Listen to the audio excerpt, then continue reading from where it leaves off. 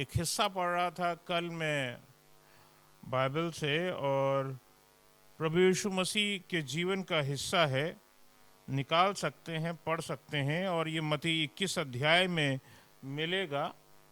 और उसकी 18वीं आयत और उसके आगे का अगर हिस्सा हम देखेंगे तो यहाँ पर हमें एक चीज़ दिखाई देती है। अमूमन यहाँ पर जब इस हिस्से को रीड किया जाता है, जब इसको पढ़ा जाता है, जब इसको समझा जाता है, तो एक पक्ष देखा जाता है। वो पक्ष प्रभु यीशु मसीह का है। प्रभु यीशु मसीह ने एक पेड़ को देखा जब उसको भूख लग रही थी, बहुत भूख लग रही थी, और उसने उस पेड़ की ओर देखा और उसमें फल नहीं पाया। और ये स्थिति तब थी जब उसको भूख लग रही थी, और प्रभु यीशु मसीह ने उसके लिए कह दिया कि जब तुझ में फल ना लगे।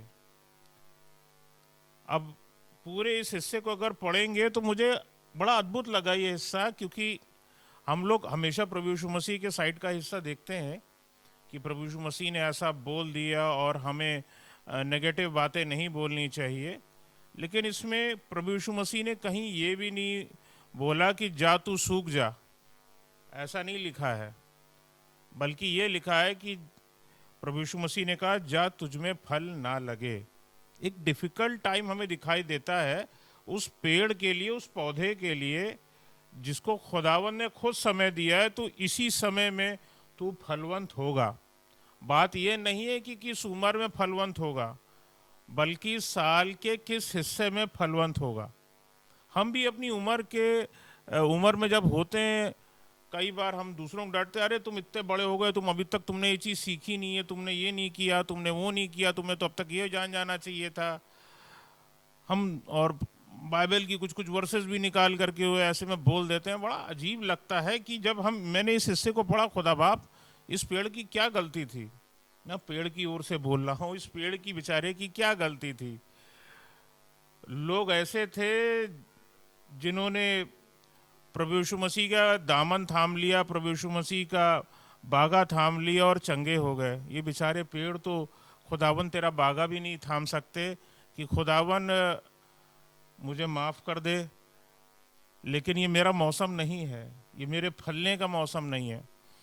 हम कई बार ऐसे अपने डिफ़िकल्ट सिचुएशंस में, डिफ़िकल्ट टाइम्स में हम होते हैं। एंड जब हंगर की बात करते हैं तो Jesus was hungry first of all.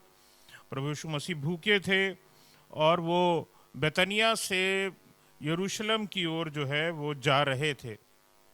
ये चीज़ हमें दिखाई देती है। एंड आज के समय में अगर हम देखेंगे तो the whole world is full of hungry people. पूरा संसार जो है भूखे लोगों से भरा हुआ है। फिजिकल हंगर तो बहुत ही है।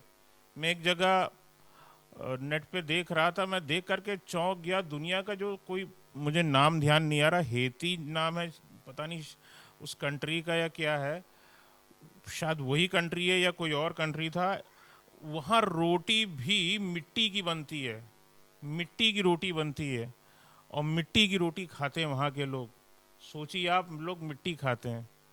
और देख करके मुझे बहुत दुख लगा कि ये लोग इस स्थिति में हैं। एंड द हंगर जो है वो टिक्की बनाते हैं उसकी, पता नहीं किस किस चीज़ से मिला करके, वो अलग अलग चीज़ों से मिला करके वो टिक्की बनाते हैं, और उस मिट्टी की टिक्की को वो लोग खाते हैं। मतलब दुनिया में कितना कष्ट और कितनी पीड़ा हमें दिखाई देती है। इस पेड़ की भी मुझे पीड़ा दिखाई देती है। ये भूख दिखाई देती है लोगों में जो खाने के लिए है। एंड खाली इतना ही नहीं है, लोग बहुतेरी चीज़ों के जो हैं वो भूखे हैं। लोगों को आनंद चाहिए है। There is hunger for joy. लोगों के जिंदगियों से आज जो जॉय नाम की चीज़ है वो चली जा चुकी है। आनंद आपको बहुत कम लोगों के घरों में दिखाई दे रहा होगा। मैं हैप्पीनेस की बात नहीं कर रहा हूँ जो आपको 5 मिनट मिल रहा होगा शायद किसी यार दोस्त के साथ बैठ करके मौज मस्ती करके, शायद आप आधा घंटा, 1 घंटा, या कोई आप मॉल वॉल यहाँ वहाँ घूम घाम करके 2-3 घंटा आप निकाल लेते होंगे। But I am talking of Joy. Joy comes from the haven, Joy comes from the Lord. Bible भी हमें यही बताती है। वो जॉय आज लोगों की जिंदगियों में दिखाई नहीं देता है। So there is a hunger for joy. People are requiring joy in their lives. People are hungry, ठीक है ना। लोग आनंद के भूखे हैं, लोग शांति के भूखे हैं। कि शांति आ जाए। आज हम कितने देशों का हम हिस्सा हम न्यूज़ में देखते हैं, पढ़ते हैं अखबारों में, कितने देश इस चीज़ से पीड़ित हैं। जितने फैसले लिए जा रहे हैं वो बड़े तबके के, आपके जो भी सरकार में लोग बैठे लोग हैं वो ले लेते हैं कि क्या करना है, और दुख झेल रहा होता है एक आम इंसान, वहाँ पर झेल रहा होता है, और उसको समझ में नहीं आ रहा तो होता कि यार मैंने तो क्या फैसला, कुछ मैंने अपनी ज़िंदगी का फैसला क्या गलत लिया था, मैं इस देश में पैदा हुआ, क्या मैंने क्या कोई एक गलत डिसीज़न था, क्या मेरे को ये देश छोड़ देना चाहिए था, क्या मेरे को स्थान छोड़ देना चाहिए था, शांति के लिए मुझे कौन सा स्थान चुनना चाहिए था, कौन से शहर में रहना चाहिए था। That is a hunger for peace. शांति के लिए जो है लोग भूखे हैं। And there is hunger for hope, आशा।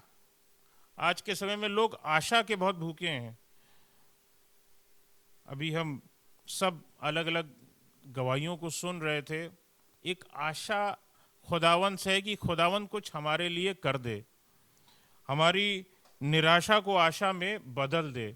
बहुत कठिन सी चीज दिखाई देती है। उस पेड़ का क्या कसूर था? कोई कसूर नहीं था। एक ऐसे मौसम में रहते हुए जिसमें फल नहीं लग सकता है, पॉसिबल ही नहीं है, ये बोल दिया गया कि जब तुझ में फल ना लगे। और उस पौधे ने, उस पेड़ ने अपने आप को ख़त्म कर लेना ज़्यादा बेटर समझा। मैं इसलिए बोल रहा हूँ उस पेड़ ने, क्योंकि सिर्फ फल ना लगने के लिए, फिर से बोल रहा हूँ, फल ना लगने के लिए बात बोली गई थी। There are still plants and trees that do not bear fruit. इस दुनिया में ऐसे बहुत सारे पेड़ पौधे हैं जिसमें फल नहीं लगते, लेकिन वो जिंदा रहते हैं। लेकिन उस पौधे ने, उस पेड़ ने, उस अंजीर के पेड़ ने अपने आप को ख़त्म कर लेना ज़्यादा बेहतर समझा। जब खुदाई मेरे साथ नहीं है तो मैं क्या करूंगा इस दुनिया में रह करके। उसने इस चीज़ को एक्सेप्ट कर लिया था, उस पौधे ने एक्सेप्ट कर लिया था इस चीज़ को। इस दुनिया में ऐसे मित्र होते हैं कि भैया कि अगर हमारे हाथ पांव चल नहीं रहे हैं, बाइबल से ही हिस्सा बता रहा हूँ, ऐसे लोग मित्र होते हैं, साथी होते हैं। अरे यार मेरे दोस्त को परेशानी है, प्रभु यीशु मसीह के पास ले चलना है। जिसके घर में प्रभु यीशु मसीह घुसे थे, जगह नहीं थे घुसने के, लाओ छत तोड़ करके रास्ता बनाते हैं। इस पेड़ के लिए कौन रास्ता बनाएगा भाई? इसको जिंदगी कौन देगा? मैं जब इस पेड़ पौधे की बात कर रहा हूँ तो पेड़ पौधों की बात नहीं कर रहा हूँ, मैं हर उस निराश इंसान की बात कर रहा हूँ जिसके पास आशा नहीं है, जो निराशा में जी रहा है, जो आनंद नहीं है जिसके पास शांति नहीं है। एंड दूसरी चीज़, इस दुनिया में ऐसे भी लोग हैं जो जिंदा तो हैं लेकिन मरे हुए से कम भी नहीं है। There are problems like cancer. लोग बस जिंदा हैं और शायद अपनी उन परिस्थितियों में वो, शायद उनकी दुआ ये होती होगी, खुदावन या तो तू हमें उठा ले, या तो हमें पूर्ण रीति से तू हमें जीवन ही दे दे ताकि हम तेरा धन्यवाद कर सकें। क्योंकि बाइबल में लिखा है कि मुर्दे तो तेरा धन्यवाद नहीं कर सकते। खुदावन या तो हमें जिंदगी दे दे कि हम तेरा धन्यवाद कर सकें, तेरी चर्चा हम लोगों के बीच में कर सकें। मत्ती 21 अध्याय और उसकी 19वीं आयत में आगे लिखा हुआ है, और अंजीर का एक पेड़ सड़क के किनारे देखकर प्रभु यीशु मसीह उसके पास गए। लिखा, पत्तों को छोड़कर उसमें कुछ ना पाकर उससे कहा, अब से तुझमें फिर कभी फल ना लगे। और अंजीर का पेड़ तुरंत सूख गया। लिखा है तुरंत सूख गया। ये भी एक अद्भुत चीज है। ऐसा नहीं है कि पानी का मसला हो, जमीन में शायद पानी उस घड़ी अचानक से खत्म हो गया हो, और उसके अंदर का भी एक, पेड़ के अंदर का भी एक पानी होता है जो उसको पूरा जिंदा रखता है।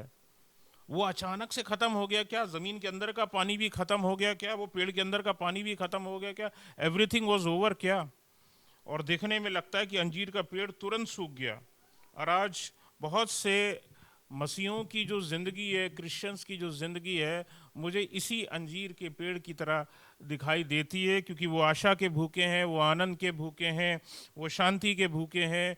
उनको जीवन चाहिए, और जीवन आनंद और तमाम शांति और आशा से भरा हुआ एक जीवन चाहिए है। और ये सब चीज़ें उनकी ज़िंदगियों से दूर दूर तक, ऐसा लग रहा है, नहीं दिखाई दे रही। God is searching for fruit in me when I am actually not in my season. मैं अपने समय में नहीं हूँ। आप कठिन परिस्थितियों में हैं और आपसे कोई बोल रहा भैया हमारी इतनी मदद कर दीजिए, ऐसी मदद कर दीजिए, और आपका दिल कह रहा भैया पहले मेरी स्थिति जान तो लो, मैं इस स्थिति में हूँ भी कि तुम्हारी मदद कर भी पाऊंगा कि नहीं कर पाऊंगा, मुझे तो खुद सहायता की ज़रूरत है, मुझे तो खुद ज़रूरत है कि कोई मेरे ओर आकर के खड़ा हो जाए, मेरे साथ खड़ा हो, मेरी बातें सुन ले, मुझे सांत्वना दे, मेरी बातों को सुन ले, मेरे दुखों में मेरे साथ खड़ा हो। Expecting fruit in off season. कभी हुआ है कि आप विंटर की जो सब्जी है वो आप समर सीजन में खा रहे हो? कभी हुआ है कि जो फल आप समर सीजन में देख रहे हो उसको आप विंटर सीजन में भी देख रहे हो? क्या ऐसा कभी पॉसिबल होता है? प्रभु यीशु मसीह ने जो ये काम किया, कई सारे, मतलब प्रभु यीशु मसीह पर मैं प्रश्न चिन्ह नहीं लगा रहा, लेकिन उस पेड़ की स्थिति देख रहा हूँ और अपने मसीहों की जिंदगी देख रहा हूँ। एक्सपेक्टिंग फ्रूटफुलनेस इन डिफिकल्ट टाइम्स। ठीक है ना? फलवंतता को एक ऐसे समय में देखना जब कठिन समय है, जीवन में कठिन समय चल रहा है, बहुत डिफिकल्ट दिखाई देता है कि खुदावन चीज़ें कैसी होंगी। And it's not about the age actually. हम किस उम्र में, बात ये नहीं है, हम तो अपनी उम्र पा चुके हैं, बहुत फलते रहते हैं। अगर हम एज ए बिलीवर देखें तो हम लोगों ने न जाने कितने गवाहियाँ दी होंगी, हम लोगों ने न जाने कितनी बार गीत गाए होंगे खुदावंद के। खाली मुंह से नहीं गाए, दिल से गाए, आत्मा से गाए हैं वो गीत। खुदावंद के हुजूर ये सब चीज़ें रहती हैं।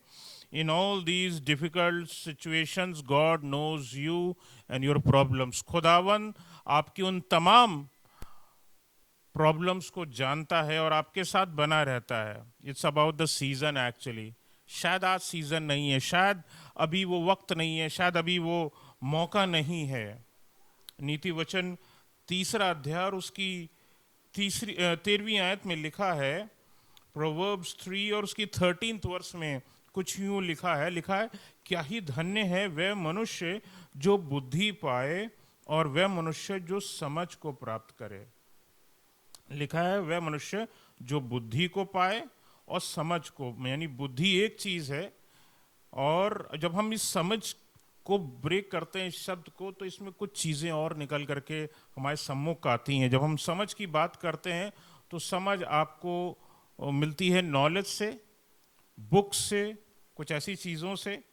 फिर दूसरी चीज़ और अगर हम देखें तो वो मिलती है जीवन के एक्सपीरियंसेस है, लोगों के अपने जीवन के एक्सपीरियंस, लोगों के जीवन के एक्सपीरियंस। और जब हम एक्सपीरियंस की बात करते हैं तो तीनों स्तर पर अगर हम देखें तो वो चाहे बच्चे हों, चाहे अपनी उम्र के हम जवान लोग हों या बुजुर्ग लोग हों, हमें उन तीनों से हमें सीख मिलती है, एक्सपीरियंस मिलता है।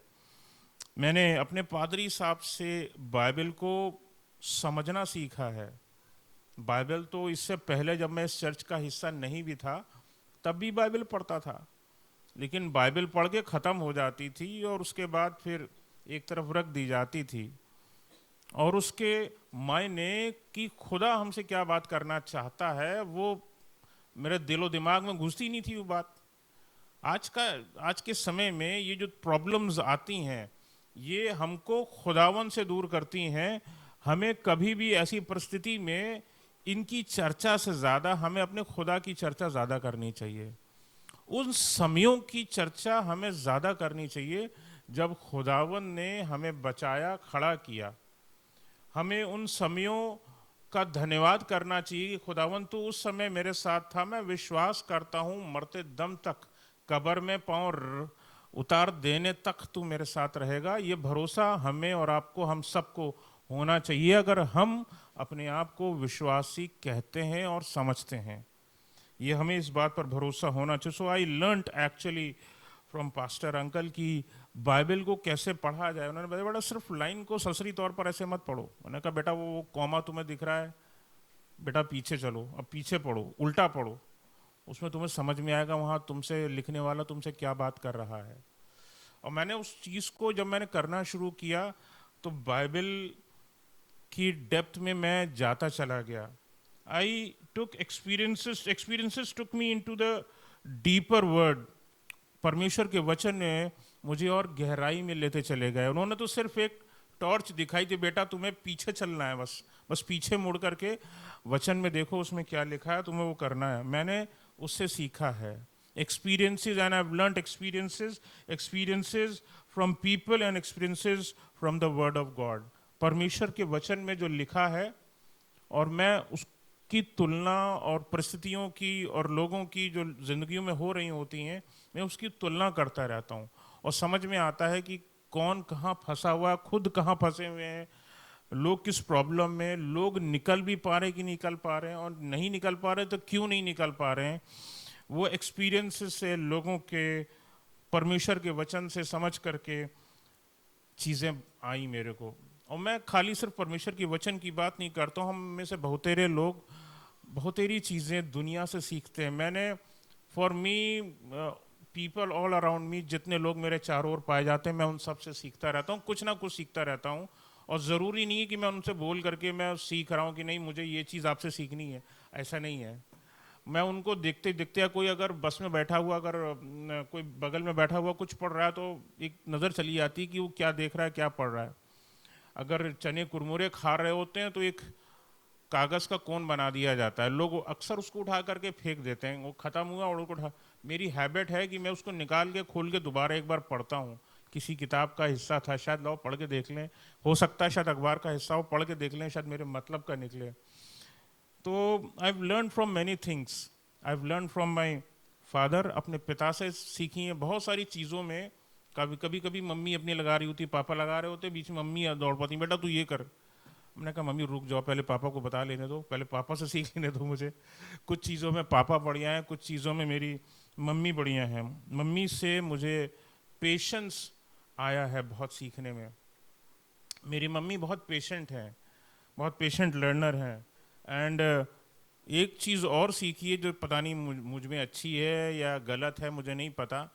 मुझे गलत बात बर्दाश्त नहीं होती है, चाहे वो उम्र में कितना बड़ा हो। ये होना नहीं चाहिए कि बड़ी किसी उम्र वालों को फट से बोल दो, लेकिन मुझे अगर कहीं भी कभी भी अगर गलत होता हुआ दिख जाता है, वो मेरे मैनेजर भी अगर मेरे अगेंस्ट में अगर कुछ बोल रहे होते हैं कि नहीं ये गलत है, तो मैं अगर बोल देता हूँ नहीं सर ये गलत है, या आप गलत बोल रहे हो, this is not the thing.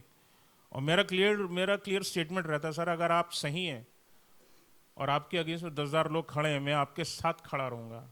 लेकिन अगर आप गलत हैं तो मैं आपके साथ कभी नहीं खड़ा हूँगा। और अगर मैं सही हूँ और मेरे अगेंस्ट में कोई नहीं खड़ा है, मुझे कोई परवाह नहीं है कि मेरे साथ में कोई और खड़ा हो या ना खड़ा हो, क्योंकि मुझे विश्वास है मेरा परमेश्वर मेरे साथ में खड़ा है। मुझे ये मोबाइल में चलाना, स्पेशली जो आजकल जो डिजिटल बैंकिंग आ गई है, बहुत बड़ी खतरनाक है। ये गवाही एक बार दे ही चुका हूँ कि किस प्रकार से अकाउंट खाली हो गया था। तो डिजिटल बैंकिंग ये सब कैसे की जाए, ये सब मैंने अपने स्कूल के एक टीचर से सीखा कि चीज़ें सीखते जाएं, धीरे धीरे चीज़ों को सीखते जाएं। And learn from my own errors, खुद की गलतियों से सबक लेना जो बहुत है वो ज़रूरी है कि हम उससे सबक ले सकें।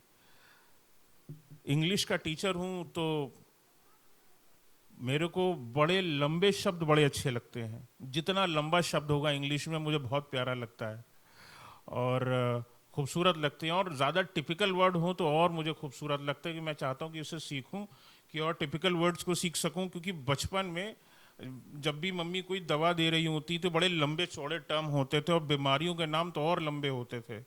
हमने कहा बड़ी खूबसूरत बीमारी है ये, बड़ी बड़ी प्यारी मेडिसिन, इतने लंबे लंबे नामों वाली है ये, बड़ी अच्छी मेडिसिन है ये। तो तब से, और यूं तो जिस स्थानों से निकल कर की मेरी माता जी आई हैं वहाँ ज़्यादा इंग्लिश का बोलबाला नहीं था, लेकिन उन्होंने मुझे एक अच्छे इंग्लिश मीडियम स्कूल में पढ़ाया और आज एक इंग्लिश टीचर हूँ। परमेश्वर का धन्यवाद देता हूँ कि वो हर प्रकार के एक्सपीरियंसेस से हमें भरता है। One can learn from different pastors and believer as a believer. हम बिलीवर के तौर पर हम अनेकों पादरियों से सीख सकते हैं और परमेश्वर के वचन से सीख सकते हैं, परमेश्वर के उन तमाम विश्वासियों से जीवन को सीख सकते हैं। मुझे वो समय याद आता है जब मैं मिडवे में पढ़ाया करता था और तनख्वाह मिला करती थी।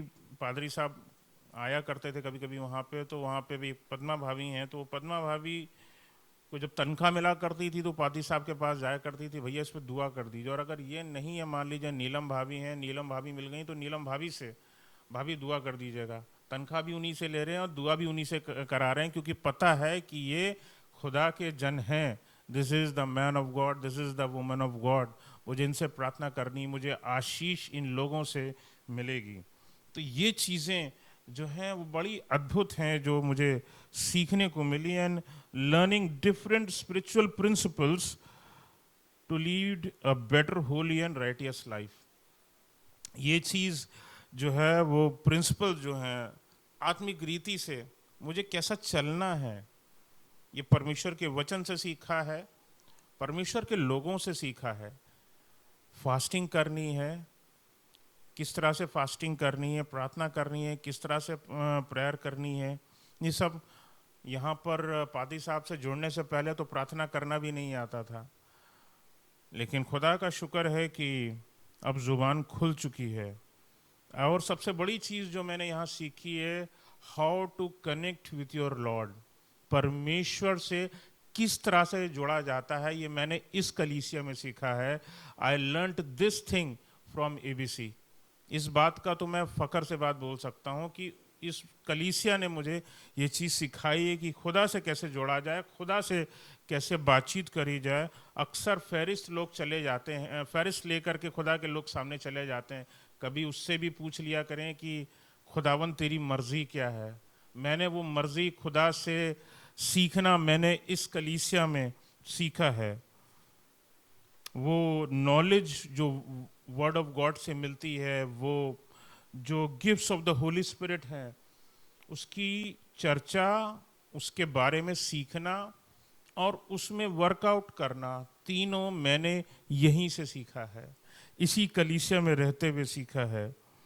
और मैं बताऊं, ये सिर्फ मेरे लिए नहीं है। आप ये सोचें कि मैं यहाँ पे बैठता हूँ, पादरी के बगल में बैठता हूँ, इसलिए कुछ खास है मुझ में, ऐसा नहीं है। God can choose anyone.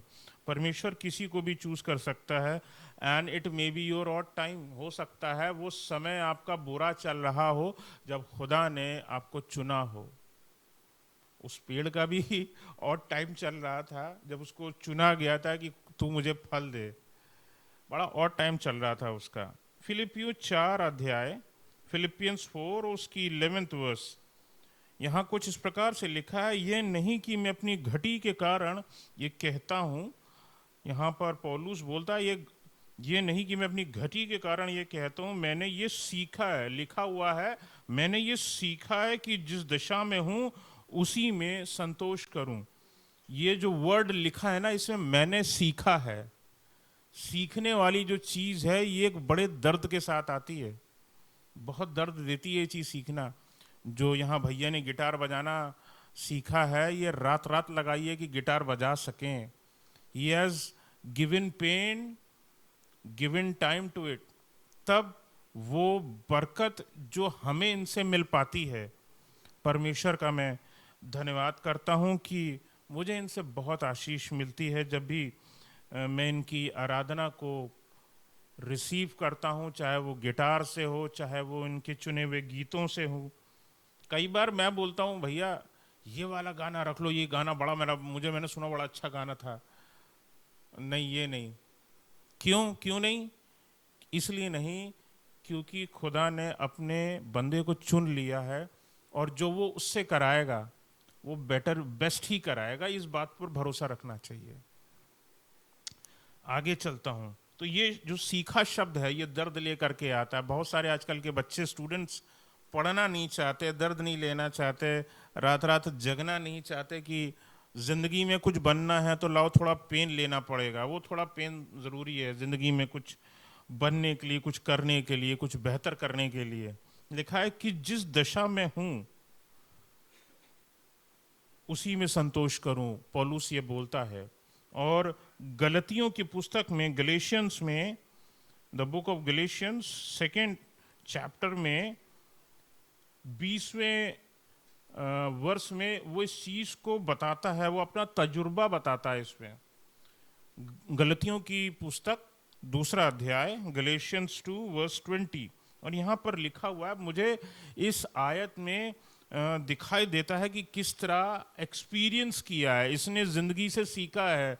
पौलुस ने यहाँ पर लिखा है, मैं मसीह के साथ क्रूस पर चढ़ाया गया हूँ। क्रूस पर एक बार नहीं चढ़ाया जाता व्यक्ति, प्रतिदिन चढ़ाया जाता है। आप इस घर, अपने घर से जब बाहर निकलते हो तो कितना फॉलो करते हो उस प्रभु यीशु मसीह को जिसकी आप आराधना करते हो, ये बहुत ज़रूरी है। लोग देखते हैं, आप खुद भी अपने आप को देखते होगे। दुनिया से शायद झूठ बोल भी दो, सच्चाई ये है कि आप खुद को नहीं झूठ बोल सकते। You know the truth. सच्चाई सबसे बड़ी ये है, मैं मसीह के साथ क्रूस पर चढ़ाया गया हूँ। ये पौलुस का एक्सपीरियंस है। आगे लिखा है, और अब मैं जीवित ना रहा। मतलब वो डेली अपने आप को मारता था। आज मैं ये कर सकता हूँ, आज मैं जाकर यार दोस्तों के साथ मौज मस्ती कर सकता हूँ, नहीं। आज मुझे जाकर के परमेश्वर के भवन में जाना है, मुझे परमेश्वर के भवन की सफाई करनी है, मुझे परमेश्वर की आराधना को तैयार करना है, मुझे देखना है कि उसकी एक एक चीज़ें ठीक काम कर रही कि नहीं कर रही। मुझे आज किसी विश्वासी के घर में जाना ज़रूरी है, ठीक है ना। मैं जीवित ना रहा, लिखा है आगे, पर मसीह मुझ में जीवित है। जिस तरह मसीह हमारे लिए सोचते हैं, इसने लिखा कि मसीह मुझ में जीवित है, यानी कि वो लोगों के बारे में सोचता है। लिखा, मैं शरीर में अब जो जीवित हूँ तो केवल उस विश्वास से जीवित हो कि परमेश्वर के, जो परमेश्वर के पुत्र पर है, जिसने मुझसे प्रेम किया और मेरे लिए अपने आप को दे दिया। This is a whole experience, ये उसके अपने जीवन का एक्सपीरियंस है जो उसमें लिखा हुआ है। And experience comes with spending time. समय गुजारना पड़ता है, कभी लोगों के साथ में और कभी कुछ चीज़ों के साथ में। इन्होंने गिटार के साथ में, भैया ने गिटार के साथ में समय गुजारा। अगर आपको बाइबल सीखनी है तो किसी ऐसे शख्स के साथ बैठना पड़ेगा जो आपको उसका ज्ञान दे सके। आपको जो चीज़ समझ में ना आ रही हो उसके साथ बैठना पड़ेगा। आपको अगर स्पिरिचुअल गिफ्ट्स चाहिए हैं, अगर आपको वो 9 वरदानों में से कोई वरदान चाहते हैं, अगर आपकी खुदावंद आपको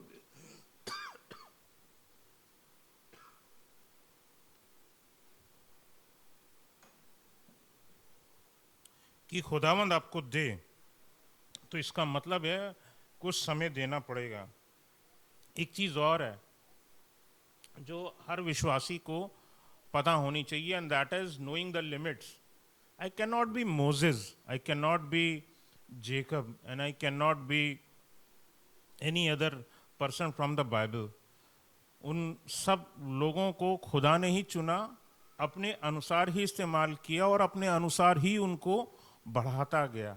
खुदावन मुझे भी मेरे लेवल से बढ़ा रहा है। मैं विश्वास करता हूँ कि यहाँ हर एक शख्स जो बैठा है, खुदावन उसको अपनी विश्वास में, आत्मिकता में, रूहानियत में बढ़ाता जा रहा है, सिखा रहा है। This is his way of teaching us. ये खुदावंत का तरीका है। What I can do, what I can not do, ठीक है ना। जैसे कि मैंने बताया कि थोड़ी देर पहले कि मैं ने प्रशांत भाई से बोला, कभी कभी हम बोल देते कि भैया ये वाला गाना ले लीजिए, तो he knows his limits also कि यार ये गाना मेरे बस की बात नहीं है, या ये गाना लोग उस चीज़ को इतनी जल्दी एब्जॉर्ब नहीं कर पाएंगे। मुझे वो चीज़ पता नहीं होती लेकिन उन्हें वो चीज़ पता होती है। तो a person should be knowing his own limits, ठीक है ना। सुपरमैन नहीं है कि वो जो मूवी में दिखाया जा रहा है कि हम चड्डी पहन करके हम हवा में उड़ गए, हम सब कुछ कर लेंगे, लेकिन सही जगह पहनना ही भूल गए कि कहाँ पहनी जाती है। अरे आओ, इट्स अ जोक। आगे बढ़ते हैं परमेश्वर के वचन में। दूसरी चीज़ है, believe on God's timing when he is transforming. उसमें उम्दा चीज़ जो सबसे पहली वर्ष मैंने जो पढ़ी थी, उसमें कहीं भी नहीं लिखा कि, ये लिखा ज़रूर है सूख गया, लेकिन ये नहीं लिखा कि मर के ख़त्म हो गया एक्चुअली। और मैं इस बात को इसलिए बोल रहा हूँ क्योंकि जो लाजर को जिंदा कर सकता है, मुझे विश्वास है उसने उस पेड़ में दोबारा जीवन डाला। वो सूख गया होगा, शायद अपनी मर्जी से सूख गया होगा, क्योंकि जब खुदा ने छोड़ दिया तो उसको लगता अब मेरे पास क्या बचा है, उसका कोई पाप तो था नहीं। तो खुदावंद ने, मुझे विश्वास है कि उस पेड़ को दोबारा ट्रांसफॉर्म किया गया होगा, उसके अंदर फिर से जीवन आया होगा। लिखा नहीं है लेकिन मैं विश्वास करता हूँ अपने परमेश्वर पर। मेरा परमेश्वर इतना कठोर परमेश्वर नहीं है। अगर परमेश्वर ने आपको किसी काम के लिए नहीं चुना है जो आप चाहते थे कि आप करें, तो आप क्या करेंगे ऐसे समय में? मेरी बहुत डिज़ायर थी, जैसे प्रशांत भाई गिटार बजाते हैं मैं भी बजा सकूं, but my hands are distorted, मेरे हाथ डिस्टॉर्टेड हैं। और जिस तरह से गिटार को पकड़ना पड़ता है, हाथों को मोड़ना पड़ता है, बजाना पड़ता है, मेरे लिए वो पॉसिबल नहीं है। दिल में ये हमेशा मलाल रहा है और आगे भी मलाल रहेगा। कर क्या सकते हैं ऐसी परिस्थिति में? The very first thing you can trust God. शायद समय नहीं आया है, शायद खुदावंद ने मुझे नहीं चुना है, या शायद मैं रेडी नहीं हूँ उन सब चीज़ों के लिए। May be it's not the right time, शायद हो सकता है समय सही नहीं हो। पहला पत्रस, फर्स्ट पीटर चैप्टर 5 और 6 में लिखा है, वर्स 6, पहला पत्रस 5वां अध्याय और उसकी 6ठी आयत में लिखा है, इंग्लिश में पढ़ता हूँ, लिखा हुआ है, humble yourself therefore under the mighty hand of God. ये आयत भी मुझे बहुत प्यारी लगती है, बहुत खूबसूरत आयत है ये, और ये मुझे बहुत प्यारी लगती है। और यहाँ पर लिखा हुआ है हम्बल योरसेल्फ, हम्बल करना है। हम्बल करने का मतलब क्या है? आपको अगेन किसी प्रेशर में जाना पड़ेगा, किसी दुख में जाना पड़ेगा, किसी पीड़ा में जाना पड़ेगा। बिना पीड़ाओं में, बिना दुख में जाए कोई चीज़ आती नहीं है। बच्चे कई बार, छोटे छोटे बच्चे जिनको, नए नए बच्चे जिनको हम लोग लिखना सिखाते हैं, उनके हाथ थक जाते हैं, अच्छा बेटा आधा घंटा खेल लो फिर दोबारा आना, हम फिर तुम्हें लिखना सिखाएंगे, वो फिर बैठ जाते हैं। So it's actually humbling yourself. आपको हम्बल करना है अपने आप को, जितना हम्बल कर सकते हैं, नम्र कर सकते हैं, उतना ज़रूरी है। और लिखा हुआ है किसी साधारण हाथ के तहत नहीं, लिखा है under the mighty hand of God, सामर्थी हाथ के तले। सिर्फ हाथ के, परमेश्वर के हाथ के तले नहीं लिखा है, लिखा माइटी हैंड ऑफ गॉड। परमेश्वर जब हमें दबाता है ना, तो उसमें इंसानी दबाव नहीं है कि भैया ये 5 किलो का हाथ है, ये 2.5 किलो का हाथ है। It's not like that. परमेश्वर जब अपना सामर्थी हाथ अपने लोगों के ऊपर रखता है, तब एनॉइंटिंग रिलीज होती है, तब अभिषेक रिलीज होता है, तब एक साधारण व्यक्ति एक अभिषिक्त व्यक्ति बन जाता है। दाऊद बयाबानों में, खाली मैदानों में अपनी भेड़ों को लेकर के चराता रहता था, उसके पिता की थी, लेकिन परमेश्वर ने यह देखा कि वो खाली नहीं है, उन खाली समयों में भी वो मेरी आराधना कर रहा है, वो मुझसे प्रार्थना कर रहा है, मुझसे गीतों को गा रहा है। So under the mighty hand of God उसने सारा काम किया, और परमेश्वर ने उसको बहुत ही अद्भुत राजा लेकर के बनाया। उसने बहुत अद्भुत काम किया अपने जीवन में राजा हो करके। आगे लिखा हुआ है दैट ही में exalt you in due time. लिखा ही में एग्जॉल्ट यू, गॉड एग्जॉल्ट्स यू। परमेश्वर आपको ऊंचा उठाते हैं उन कठिन समयों में भी, जब आपको लगता है कि सब कुछ बिखर गया, सब कुछ खत्म हो गया, अब कुछ नहीं है, देयर इज नो लाइफ, अब जीवन नहीं बचा है मेरे हाथों में। खुदावन वहीं से उठाते हैं हमको। बाइबल हमें यही चीज हमें सिखाती है, दैट ही में exalt you in due time. शायद उस पेड़ का समय अभी नहीं आया था, but the time will come. उसका पेड़, वो पेड़ दोबारा हो सकता है, मैं विश्वास रखता हूँ अपने खुदा पे, उसने फिर जीवन को पाया होगा और उसके अंदर फिर फल लगे होंगे। वो सीजन नहीं था बस खाली।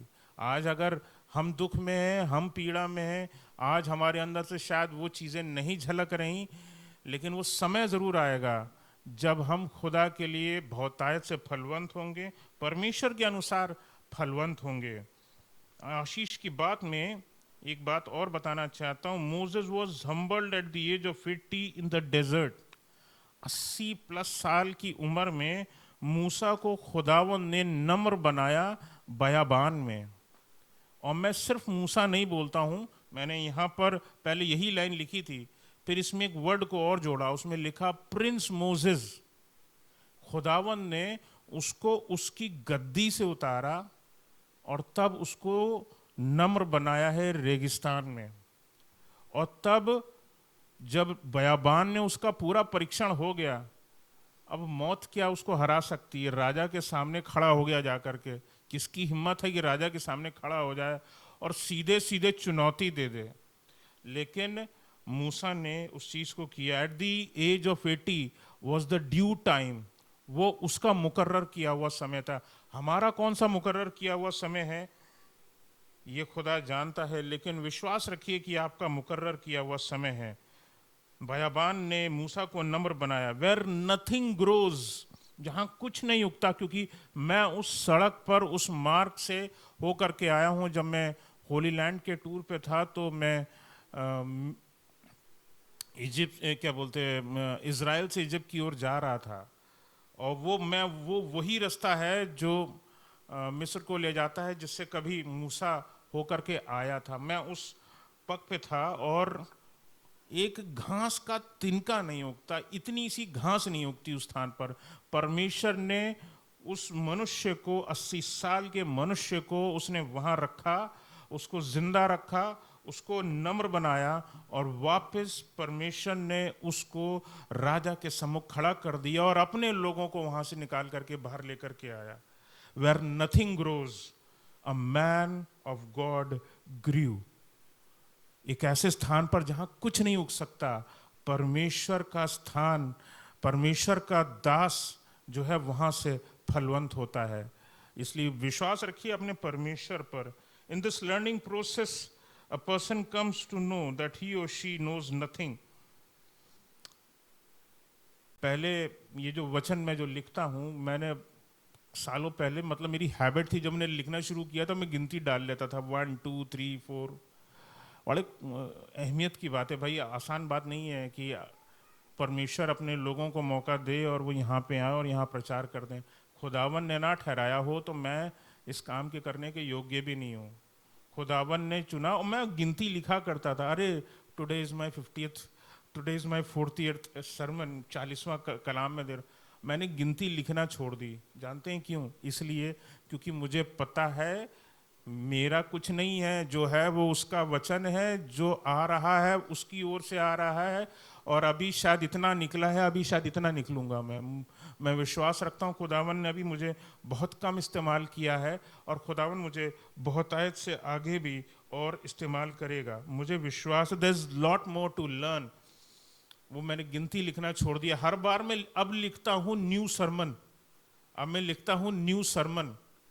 अब मैं गिनती नहीं डालता हूँ, परमेश्वर का दिया हुआ नया कलाम है, मैं न्यू सरमन लिखता हूँ। अब गिनती नहीं डालता, मैं परमेश्वर की आशीषों को नहीं गिनता। मुझे पता है मैं गिन नहीं सकता जितनी आशीषें मेरे प्रभु ने मुझे दी हैं। God puts you in a test and when you pass he increases you. परमेश्वर आपको इन दुखों में डाल करके आपको टेस्ट में डालते हैं। परमेश्वर आपको टेस्ट में डालते हैं, और वो टेस्ट में डालने के बाद आप पास होते हैं, तब आपको खुदावंद इंक्रीज करते हैं। और पास अगर नहीं होते हो तो क्या होता है? बच्चे जानते हैं भैया उसी क्लास में दोबारा पढ़ना है, you have to study in the very same class. So the anointing works first in you and then from you. आपका खुदावंद पहले आपको पिसाएगा, ठीक है ना? वो बीज जब तक पीसा ना जाए तब तक उसके अंदर का तेल नहीं निकलता। जब तक हमारे अंदर की अनॉइंटिंग निकल के बाहर नहीं आएगी, हमारी अनॉइंटिंग किसी को इफेक्ट नहीं कर सकती। और धन्यवाद हो कि परमेश्वर हमें ऐसे समयों में ले करके आता है। ज़्यादा वक्त नहीं लूँगा, ख़त्म करूँगा जल्दी, थोड़ी सी बातों को बता करके आप लोगों के लिए इसी प्रकार से एक आशीषित व्यक्ति बनते हैं। You are called blessed after such difficult times. हम उन चीज़ों को बाइबल में पढ़ते हैं कि ऐसे दुख में गए खुदावंद के लोग। God keeps you longer in a test when you don't learn. ये भी एक दुख की बात है। अगर बच्चे, अगर जवान, अगर बुजुर्ग अगर नहीं सीखते हैं परमेश्वर के वचन से, God keeps you more in that very same place. तुम समझते हो बेटा तुमने बहुत सीख लिया, अच्छा ठीक है, थोड़ा और पढ़ लो, थोड़ा और महीने रहो, कुछ और साल रहो, तुम्हें मैं इसी परिस्थिति में मैं रखूंगा। So God keeps you longer when you don't learn. क्योंकि खुदावन चाहता है कि हम सीखें, उसका पर्पस है उसके पीछे, उसका मकसद है उसके पीछे। Difficult situations, bad situation, worst situations don't come to you as a problem. वो मुसीबत की तरह आपके सामने नहीं आते। परमेश्वर का मकसद उसमें शामिल होता है। They come as lessons and lessons are for learning. Praise the Lord.